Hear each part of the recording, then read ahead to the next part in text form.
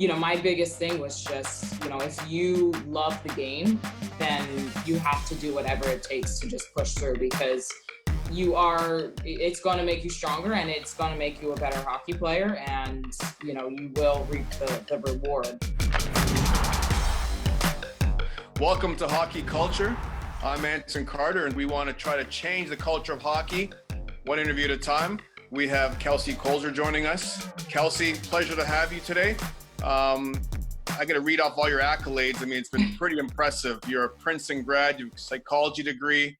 You're a first-team All-American, first Princeton Tiger female All-American at that. You're All-Ivy.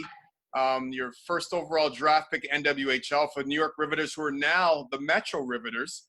And you won an Isabel Cup. So congratulations to your successful career. You're also the first Black coach in Arcadia University. So welcome. Thank you. Thank you so much for having me. I'm excited. It's amazing looking at all you've accomplished in your career. It's when I talked to one of my good friends, his name is Barrington Miller, and Bear went to Princeton, and he was ranting and raving. I played with Bear junior hockey in Canada. He's also a Black hockey player, and he was just gushing. He was so proud of the player that you were, the fact that you represent the University Princeton with such high regard. So he told me to tell you to say hello. Well, I appreciate his kind words. It was a great 4 years. So I know you went to an Ivy League school, so we won't compare educations here because, Princeton, Ivy League's two different levels. But what was it like on campus? How inclusive was it in the locker room, but also on campus too, going to school at Princeton University? Yeah, I think I'm very fortunate for the time that I attended Princeton. I always felt very welcome. Especially amongst the athlete community. I think that helped me a lot. I think that my experience could have been very different if I was just a student and didn't have that student athlete identity that I could really fall back on. And so, I had an amazing group of friends, such supportive coaches, and really supportive athletic department that helped me a lot throughout my 4 years, really helped me push through that tough freshman year to kind of, keep chugging along and figure out what was going to be the best for me, in the classroom and on the ice for me to ultimately find success and kind of, stick with it and get that Princeton education. So, it definitely was, it's definitely different, obviously being, one of very, very, very few African-American women's hockey players within Princeton women's ice hockey history. But I think that it also helped me to, really take advantage of the opportunities that I had to kind of break down some barriers and open some doors. Sometimes people have their resumes and they submit their resumes and, obviously you have Princeton on yours, that wouldn't be an issue.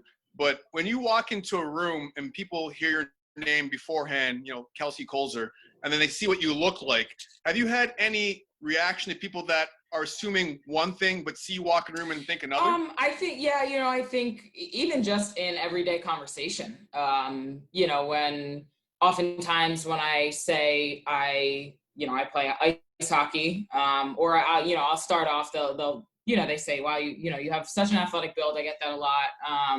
What sports do you play? And I just naturally hockey flows out. And then the first question, they get that little twinge to their face. And, the first question that they, oh, you play field hockey. I have to explain, no, I play ice hockey. And then, funny enough, for some reason, people can't fathom that girls and women play college NCAA Division I hockey. So they always ask me, oh, did you play on the boys team at Princeton? And I say, no, the girls, we have our own team. And just even, when I say that I did attend Princeton, there is sometimes just a slight element of shock that you can just, you can read on someone's face just in that first instance before they kind of check themselves and realize, what their faces could potentially be saying. So I do get that sometimes, and then fortunately it's often definitely followed by a lot of positive sentiment after that. And so, that's something that, but it is always just a slight shock when I kind of go through my academic and athletic history with people. And you know, it's certainly not, I think, what they would expect at first. How popular was playing hockey for women and even young girls when you were growing up? Did you play on girls' teams? Did you have to play on boys' teams? And if so, did you have to overcome any barriers doing so? Yeah, I played on all boys' teams up until from the time I started at the age of 4 up until I want to say 13 or 14 is when I made the transition over to only girls.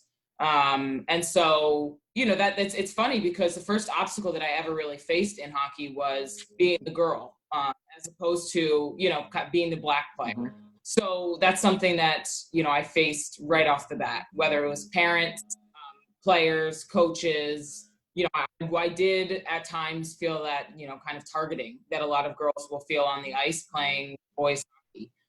Luckily for me, I was always a little bit bigger than the boys growing up. So, you know, it was all right for me until I got to high school. And that's when I kind of realized, well, this is, you know, they're getting a little too big for me. So I need to kind of transition over. But that was the first barrier that I faced, was getting through the negative comments of being a girl playing a boys sport. And then, you know, it's kind of, I think it helped me because by the time I really faced the being black in a white sport, you know, I was really prepared and had such a thick skin at that point that nothing was going to stop me from reaching my goals. How did you deal with that?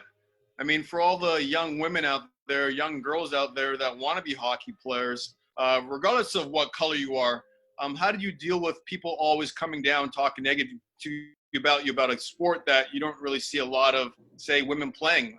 Like basketball, you hear about WNBA. There isn't a professional men's team affiliated with, or women's team affiliated with the NHL per se. You've got the NWHL that's still playing right now. So what would your advice be to young girls out there that want to play the game of hockey or are playing the game of hockey that are facing this backlash?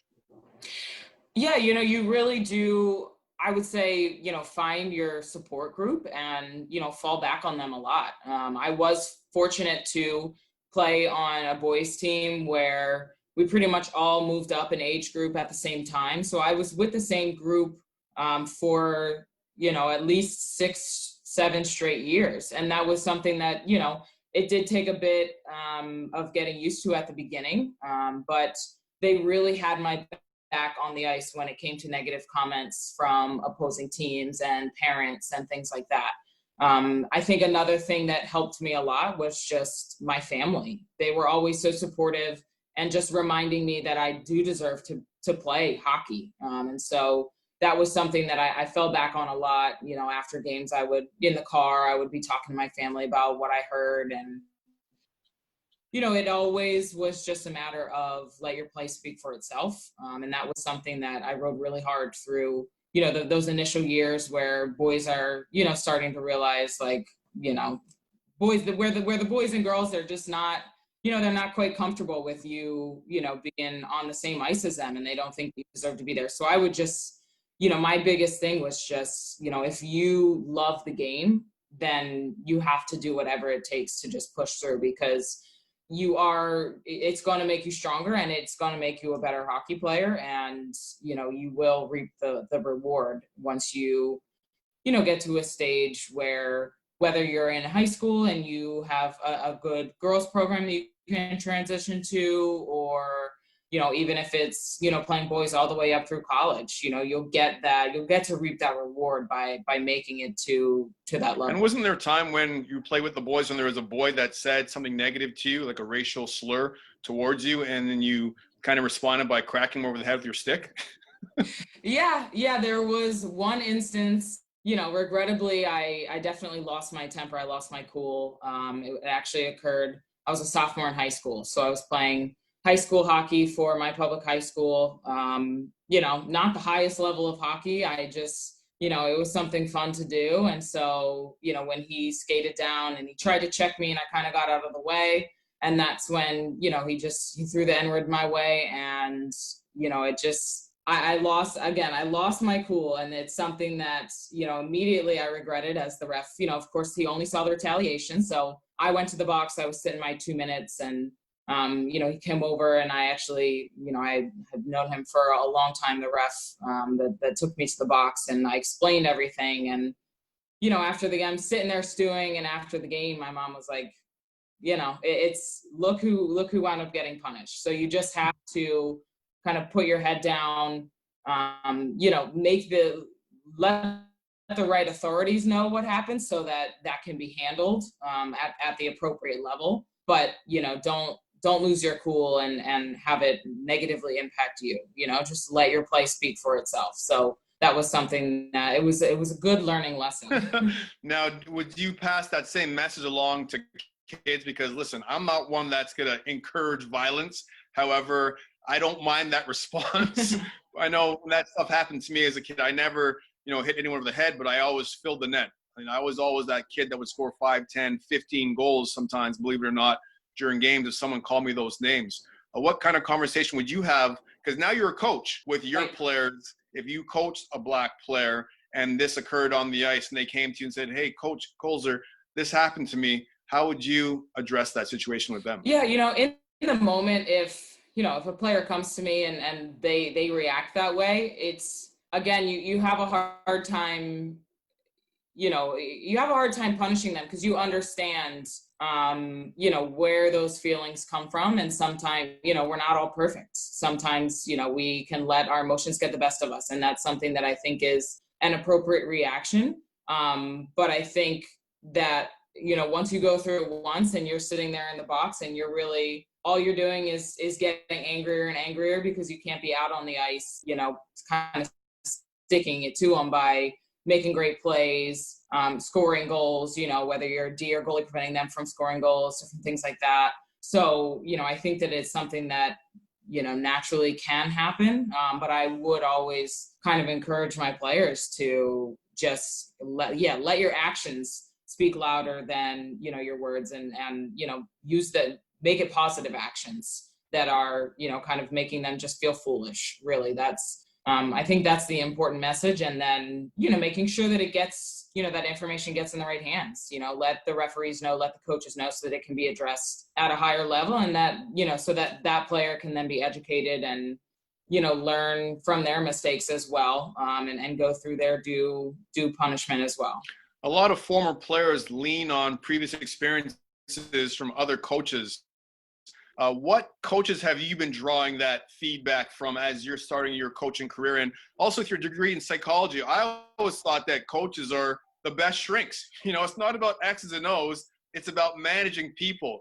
How do you plan on using that degree to make yourself a better coach? Yeah, it's something that, especially in college, I actually started out as an engineering major at Princeton, and it was not the right space for me. And so I switched over. And when I was exploring, psychology really caught my eye just because it is so applicable to so many, real life experiences. And, I couldn't have asked for a better major to get into coaching, because it does teach you so much about how to, manage different personalities and how to speak to someone on an individual level, but then also how to, get people to come together as a group. So that's something that is extremely important to me. And it's something that I draw a lot on, especially as I have individual interactions and group interactions. But, I've had a lot of really great coaches. I would say that I take something from every single coach that I have had. I've had, the coach that screams, is the loudest person in the ranks, screaming 24/7.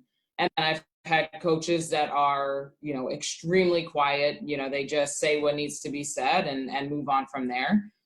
So I think that I try to take a lot of aspects from both. There's my coach from college, Kara Morey. She's been obviously a big inspiration for me because she does believe so much in empowering women and female athletes, and, making sure that, everyone is equal and there's justice and everything like that. So she's definitely an inspiration, as well as another coach from college. I have Ashley Kilstein, who actually, I really leaned on her a lot throughout my whole interview process, and just, kind of picking her brain, because she basically rebuilt a Division III program earlier in her career. And, so she's somebody that has always been, kind of a backbone for me as I'm, kind of getting into everything and getting into the swing of things as we look forward to our inaugural season in 2021. Well, as you're wearing multiple hats, head coach, you're also part of the Female Hockey Advisory Committee with the NHL, NHLPA. How do you see the NHL and the NWHL becoming more inclusive? Like, what voice are you going to use and say to have participation in making the leagues, both leagues, men and women's hockey, more inclusive? Yeah, I think obviously, once you get to that top level, the NHL and, women's professional hockey, it's a little bit too late at that point. I really do think that there is a huge importance to be put on, grassroots level activations. And there is, I think there's so many different ways. And I think that the NHL has made a great start in just, really trying to expose the game to as many different people as possible. And I think that a lot of the focus has so far been on, increasing the number of women in the game. But I think that a lot of, what the programs that are focused on, increasing exposure to women can also apply to, increasing exposure to minorities. It's making ice hockey more accessible, starting with street hockey or ball hockey, or starting with programs in the schools to introduce kids so that they can then go home and say, oh my God, Mom, Dad, I played this awesome sport. And then, parents can do their research and find cheap alternatives to just, going and buying head to toe equipment for a kid that's just going to try the game. I think that there are a lot of programs, but a lot of it does stem from just the exposure to, the younger generation. And a lot of that is what the players do on social media and at camps and making themselves accessible to, the younger generation on top of, just programming that you can start from the onset to, just really make the game more accessible. We're seeing more and more women being hired by our National Hockey League organizations. Blake Bolden, first Black female scout, LA Kings. Put yourself in their shoes. I'm a general manager, say the next 5-10 years. Present a case for yourself as to why I should hire you as my next head coach. I think it is just the mindset and the different experiences that can be brought to the table. It's obviously being a female and then minority player. I've had to endure a lot to get where I am. And that's something that I think, the character, I can hang with the best of them. And that's something that I am proud to say after, 22 years in the game now. And so, that on top of, the accomplishments on the ice and just being willing to, be humble and learn and still take in and, offer different viewpoints is something that is something unique that you can get from a female voice. And so I'm very glad and fortunate that, a lot more programs, NHL programs are, expanding and opening their doors to a female voice. And, now with Blake's hire, a female minority voice, I think that's something that's really important. And I've always said that, teams really shouldn't question Black players' love for the game, like ever, because everything that Black players have gone through and experienced, and the fact that someone like yourself still wants to be involved in the game in a coaching capacity, that should say enough as to whether or not you or myself still love the game. Yeah. It's something that I can confidently say I've never, ever lost in 22 years. No matter how hard practices were, no matter how tough coaches were on me, no matter how, tough it was to, at times just kind of constantly be in the spotlight. It's something that, I've always found kind of that safe home in the game. And it's something that, it is why I get into coaching and why I love the game so much, because, I want to be able to bring that to other girls as well. Because it is something that, hockey is it's such a unique sport, and you have to be such a strong athlete to play that. And, you know, I think it flies under the radar a bit. And it's something that it boggles my mind, you know, for a sport as difficult and entertaining and exciting as hockey. You know, it's the players that play. I mean, we love the game, and it is something that you end up with for a lifetime. And lastly, I want to ask you, what's been the impact of Willie O'Ree on your life and on your career? What I tell the boys and girls when I visit the programs, you know, if you think you can, you can. If you think you can't, you're right. And there's a lot of truth to that. So you boys and girls can do anything you set your mind to do. There's no substitute for hard work. You know, you only get out of a thing what you put into it. If anybody tells you there is, they're lying to you.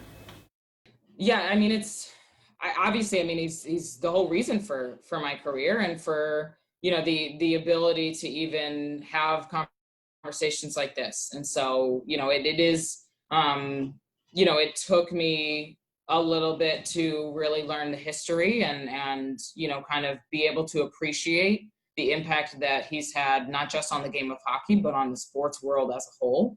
And so, you know, that's something that I think everyone should try their best to educate themselves on, because it is truly an amazing story. But, you know, I think that I have my, you know, whole career to thank him. You know, it's something that, you know, having gotten the opportunity to meet with him and take a photo with him, it was such a surreal moment at the NHL Stadium Series in Philadelphia. And, you know, after filming the documentary and watching it countless times, you know, it's something that it's hard to put into words the impact that he's had and that he will continue to have on the sport of hockey. You know, coaching is like a game of musical chairs, right? It's always who has the chair, who's the chair. And made me think of that as I saw that chair mysteriously just floating to the background now. You know, we're very happy that you have a seat at the table right now. It's very important. Like on this hockey culture, we like to have conversations, with people that are doing things, but also people that are having results. You know, you could talk the talk, you want to walk the walk too. So for you to still stay involved in the game, to coach and pass down that wisdom to the future generation, a lot of hockey fans out there are grateful. I'm grateful. I want to thank you very much for joining me on Hockey Culture today. And I'm looking forward to watching your path and watching your success as you gain more experience in the world of coaching. Yeah, thank you so much. I'm very grateful for the opportunity.